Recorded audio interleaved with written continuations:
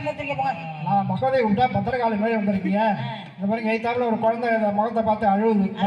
சத்தத்தை பார்த்து அழுகுது. நீங்க இந்த முகம் வேண்டாம், பழைய முகத்துக்கே மாறுங்க. சரி, மறுபடியும் மலையாளத்தில் சொல்லுங்க, மாத்திடுறேன். ஓ பயமுறுத்தல் மலையாளம்